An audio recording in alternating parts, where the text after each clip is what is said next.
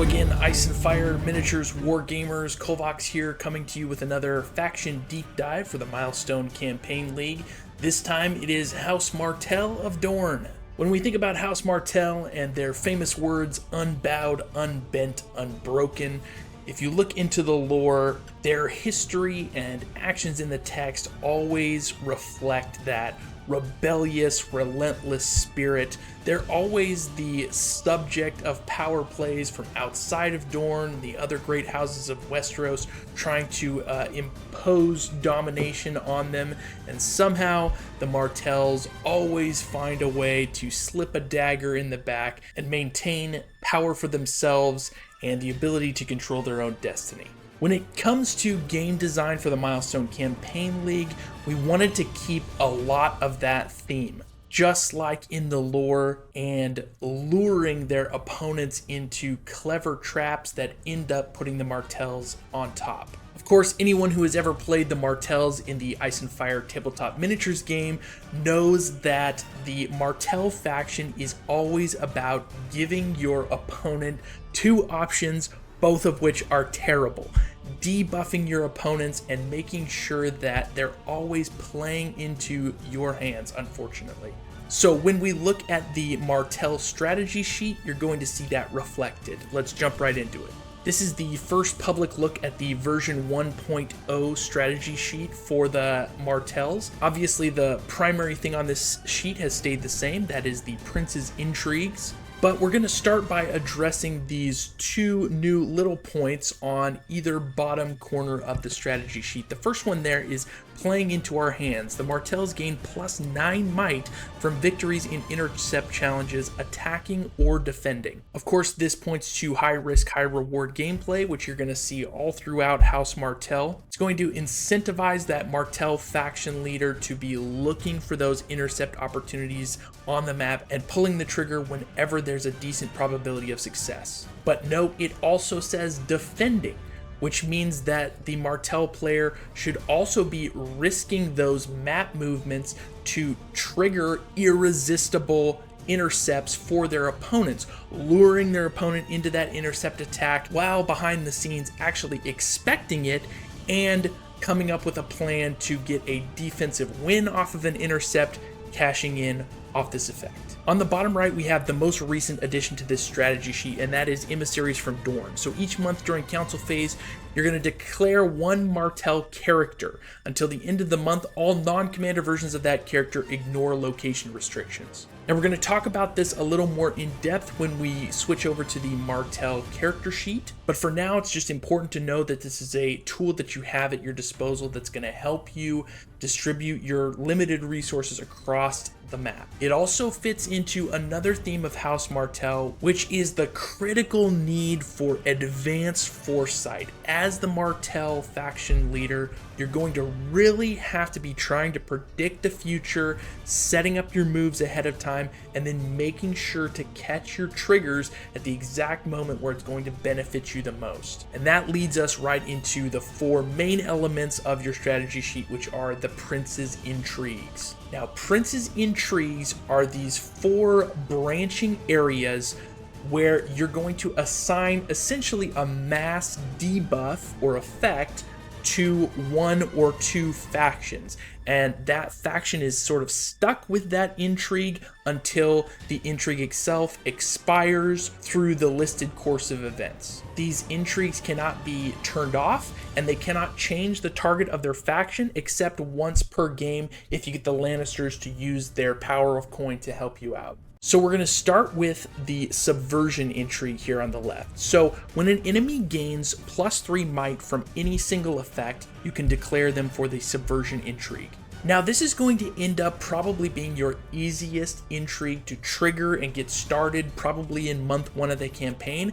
However, in hindsight, you're probably going to find that this is your hardest intrigue to find the right target for. So let's look at its two branches here. Its lower branch is going to start feeding you might based on the larger lump sums of might that target faction is accumulating. Now, this only works if that faction is higher might rank than you and will end in a very large payoff of +13 might for you if The target of this intrigue manages to increase their might rank 3 positions during the course of the intrigue. Alternatively, this could be used to target a faction who is lower might rank than you. This really isn't the route that you want to go intentionally, but will give you a little bit of a bonus if you accidentally pass the subversion target faction in might rank, and that's going to let you siphon 1 coin off of them per month that they generate. It is extremely likely that this faction is going to want to target you in battle and defeat you in order to break the intrigue.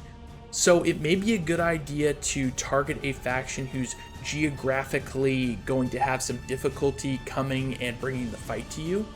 The Lannisters could be a good faction to target with this early on. They're getting lots of big might gains and have to get around the Baratheons if they want to geographically reach you. One downside to picking the Lannisters is that they start out at might rank 3, and so they're not going to be able to increase 3 might ranks and get you that big lump sum. However, you might be generating enough off of them that you actually pay for the difference. You end up making more with them anyway. This is where you, as the Martell faction leader, are really going to have to flex your knowledge of all your opponents around the table, watch how they're playing, and try to anticipate what's going to happen.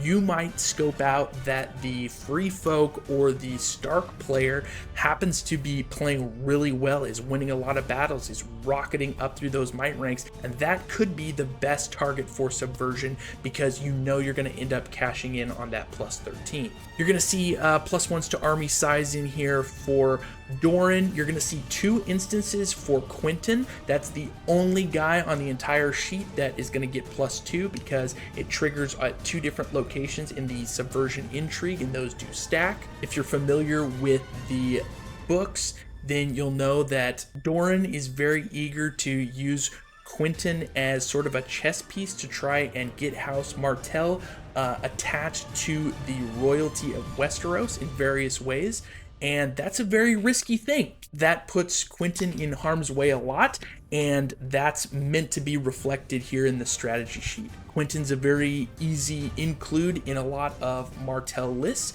because he ignores the usual attachment limits. So he's easy to get in there, get you that +2, but then again, there is risk to it. Of course, that probably means you're going to be using outflank on that unit, which puts him in danger. And also with the new version 1.0 strategy sheet, several new characters have been added that are eligible to receive the maximum might benefit from the Iron Throne. And Quentin is the Martell character who has been added to that list. So if there's a solid shot at you getting control of the Iron Throne, you're definitely going to want to keep Quentin alive. Okay, let's swing over to the right side of Prince's Intrigue and look at the rivalry intrigue. When 2 factions fight against each other in 2 battles. Now, this one can be declared anytime after that trigger happens. That means it can be declared in challenge phase, and that actually goes for all of these.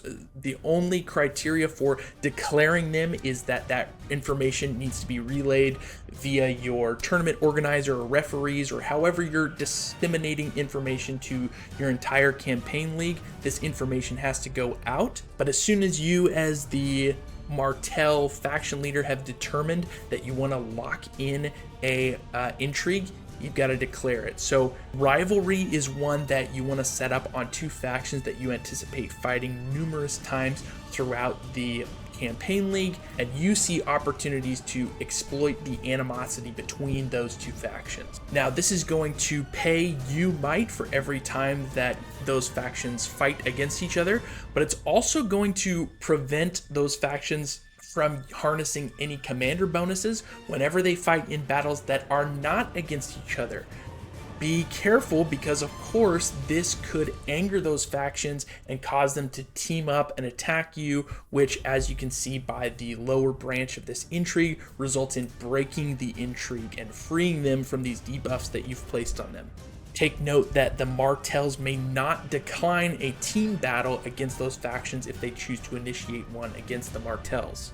And this is a ever-present threat to the Martells, is angering too many factions and alienating too many people so that you don't have allies when you actually need them. Be careful of that pitfall. However, if you successfully keep these two factions riled up and then choose and support a winner or a faction that you want to see come out on top, and you're able to help that faction come out on top, you're looking at a potentially huge gain of, again, plus 13 might.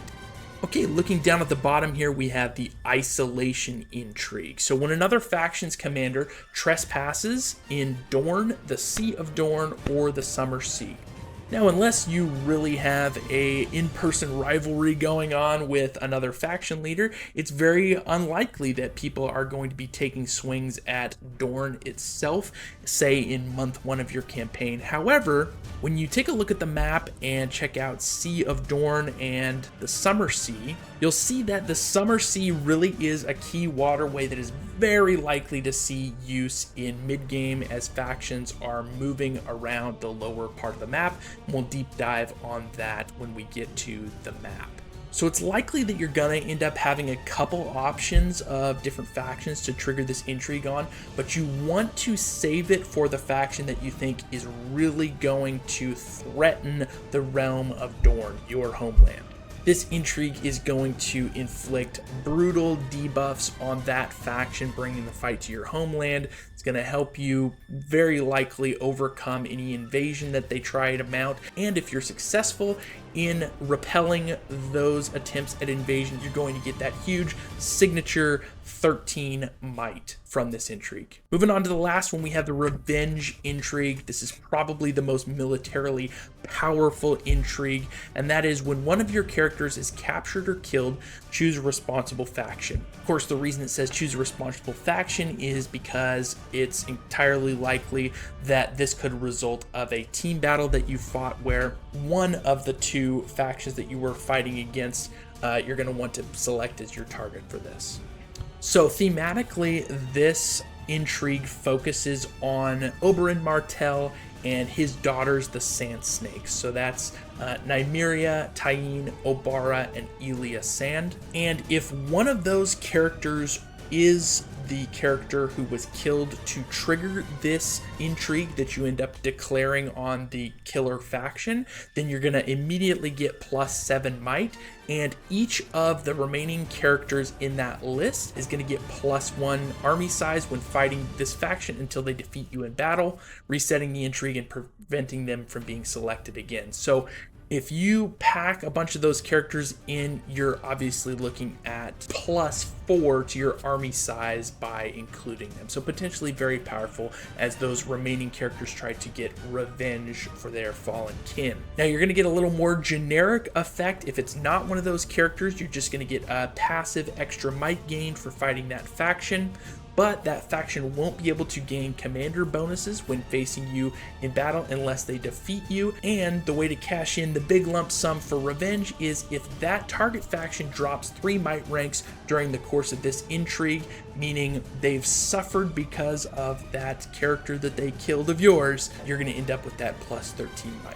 So to sum up all of the intrigues, the challenge of using them is going to be you as the faction leader having the foresight to see which target factions are going to give the biggest payoff.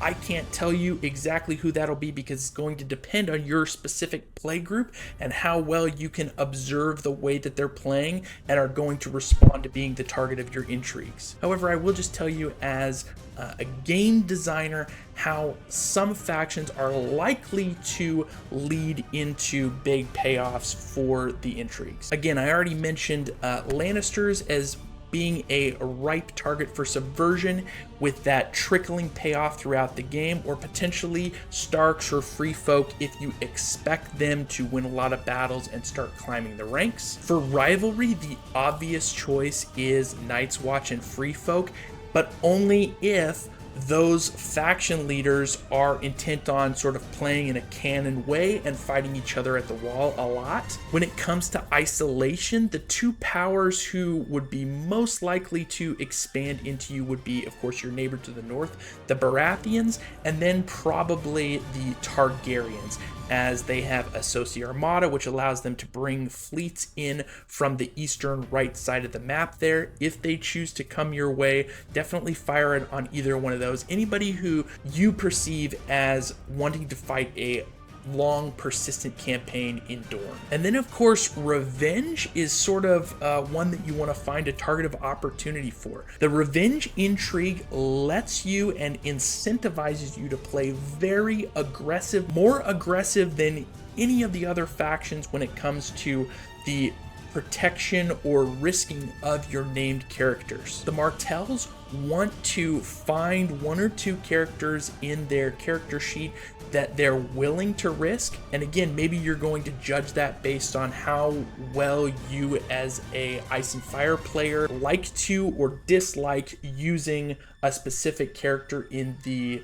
tabletop war game. But once you've found that character or characters you want to play aggressively, you want to take big risks with those characters, potentially sacrifice them in order to trigger this intrigue on a target faction who you plan on being probably your most desirable enemy to fight throughout the campaign. And then prosecute that campaign to the fullest, hammer that enemy, and get paid for doing it. Okay, moving on to the Martell character traits. The first thing that should strike you at the top of the sheet is just how critical of a character Oberyn Martell is. He has Deadly Foe and Master of the Duel, two extremely critical character traits. Great for projecting threat on the battlefield, getting your enemies to freak out about potentially losing their characters to permadeath throughout the campaign, and Master of the Duel for those opportunities that always pop up throughout the campaign, the lavish tourneys, the trials by combat where it's high stakes, where lots of characters have the potential to be injured or killed.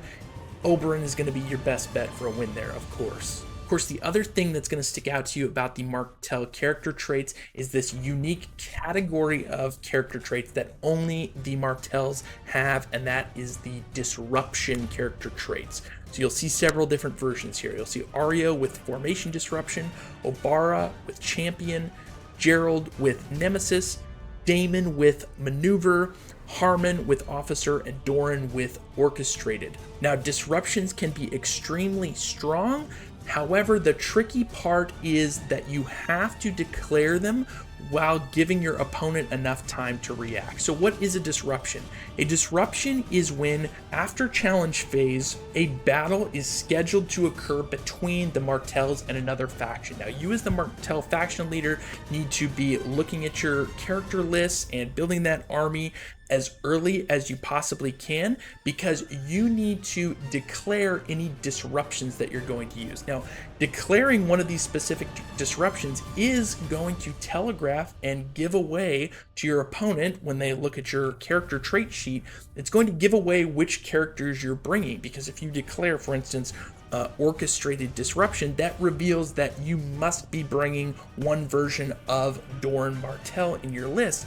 However, the brutal effect to your opponent is that allows you to, in Doran's case, declare any single army list size bonus available to that faction, and it is disabled for that battle. So, of course, the ideal use for these are the big +3s. You know, you're fighting in a region where your opponent is going to get +3 because of a commander perk in that region. Well, you declare orchestrated disruption and that is turned off. This is suddenly hugely cutting down your opponent's army list size bonuses, which as the Martell player you need, because you have a lot fewer options for boosting your own army size than a lot of the other factions out there. Of course, Doran's orchestrated disruption is the strongest. All the others are limited to individual types of army list size bonuses, such as Harmon Uller's officer disruption can only target list size bonuses applicable to non-named attachments, so those generic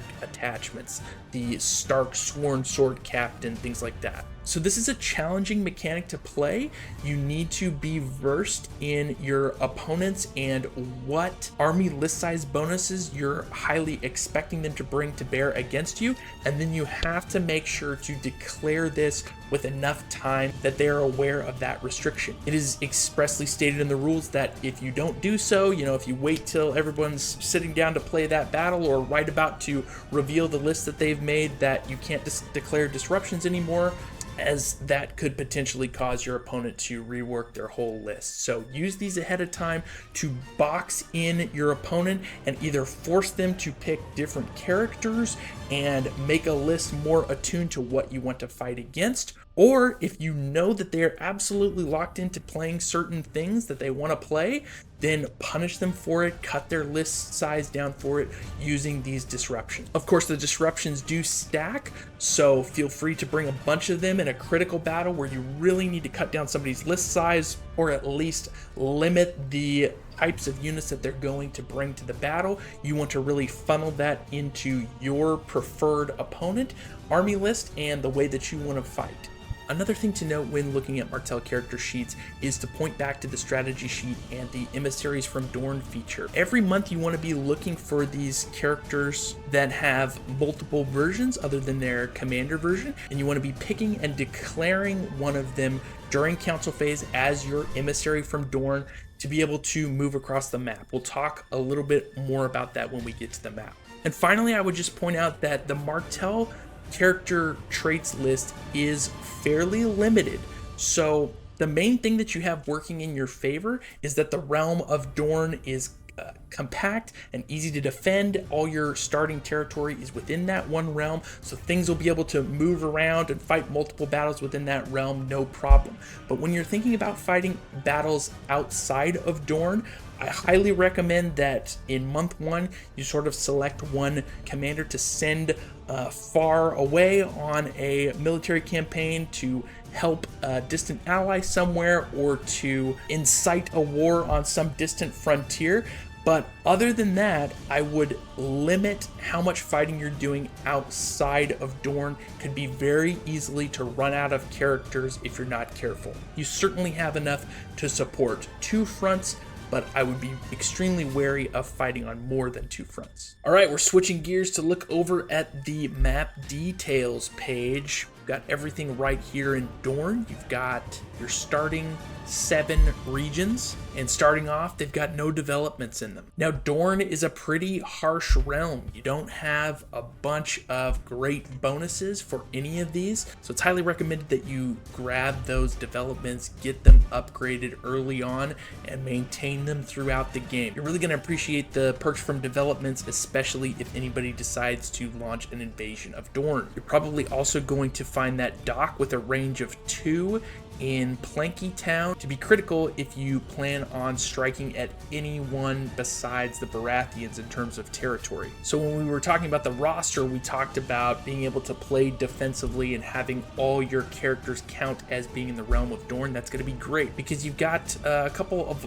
angles of attack that you're open to. Of course, Prince's Pass and the Boneway are probably going to be your favorite avenues for an opponent to come at you because you're going to get those narrow mountain passes with castles that you're defending that are likely to make your opponent's big army bonuses count for nothing. If you do find yourself at war with the Baratheons, of course, you've got that dock with range 1 and Broken Arm that's going to allow you to cross through the Sea of Dorne there and hit at Cape Wrath or the Slain. Now, if you have aspirations of reaching across the map, your best bet is most likely going to be the Arbor, which is going to be accessible to you by grabbing the dock at Planky Town. The Arbor, of course, has a built-in dock with a range of 3, which is just going to explode the entire western left-hand edge of the map for you. It's going to allow you to get as far north as the Bay of Ice and the Stony Shore to get involved in any of the wars up there should you choose. The central area of the map and the eastern side is going to be your hardest area to access, so that makes it a prime choice for that month 1 commander drop that you choose as a sort of commander on campaign, a commander away from home. Pick a few characters that you feel play well together and keep them operating in that army abroad. There are a lot of regions here on the eastern coast that have docks with decent sized ranges. Any of those locations that you can grab and have the dock are going to be the best bet for you to provide yourself an escape route to get back home if things go bad. Obviously, if you end up somewhere inland like Blackwater Rush and you lose a battle when you don't have an adjacent territory or an allied territory that you can retreat into and have a bad time. Versus if you start your month 1 campaign by taking, let's say, Runestone, for instance. Runestone has a Dock 2 that is in its development of Goldtown. So if you grab that early, unlock the development at Goldtown, and sort of use that or a region like that as your offensive front in Westeros, then if your commander gets defeated there or pushed back to that point and you eventually do suffer a defeat there, as long as you began the month in control of Goldtown, you'll be able to use the dock there to withdraw all the way back to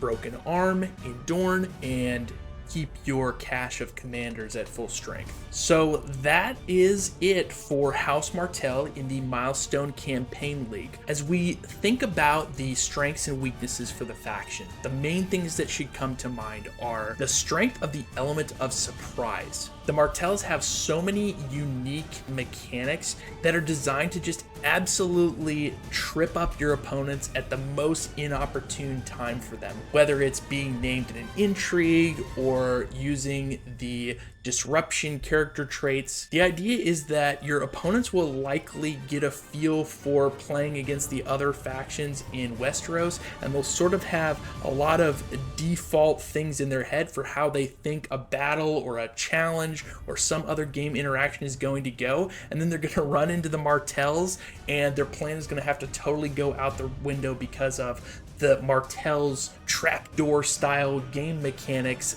that disable or diminish some part of their opponent's play. Another strength of the Martells is the geography of Dorne, how isolated it is. The base regions, the fact that they don't have a bunch of huge might or coin perks means that a lot of your opponents will end up coming to the conclusion that the benefit of invasion is not worth the cost of fighting you, which is great.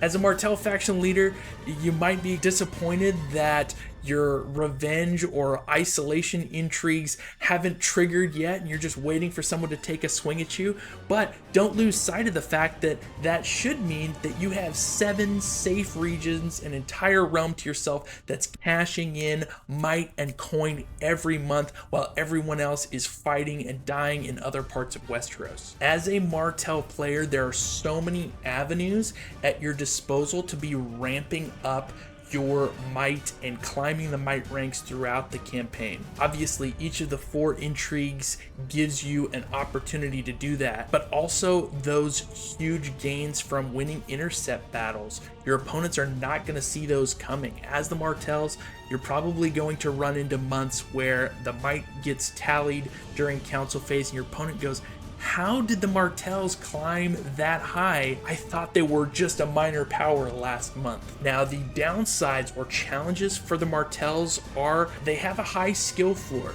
You have to be on top of declaring those triggers, whether it is declaring an intrigue at the right time on the right faction to give you the maximum benefit, or whether it is planning out your army early and declaring those disruption character traits to either cut down your opponent's list size or funnel them into a specific army list that's best for you to fight against. It's going to take a lot of work to make strong plays as a Martell player, but if you put in that work, that research, that foresight, it's going to pay off huge. Now, we know from lore that all of the other powers in Westeros underestimate the Martells of Dorne at their own peril. They're oftentimes the last power to get looked at and sort of swept in with all the other factions as various claimants to the Iron Throne point from afar and say, "Fall in line, Martells," but not you. You are the faction leader of the Martells in the Milestone Campaign League. You will not fall in line so easily. In fact, you might end up on the Iron Throne yourself. No matter what happens, you will remain unbowed, unbent, unbroken. Have fun playing House Martell in the Milestone Campaign League.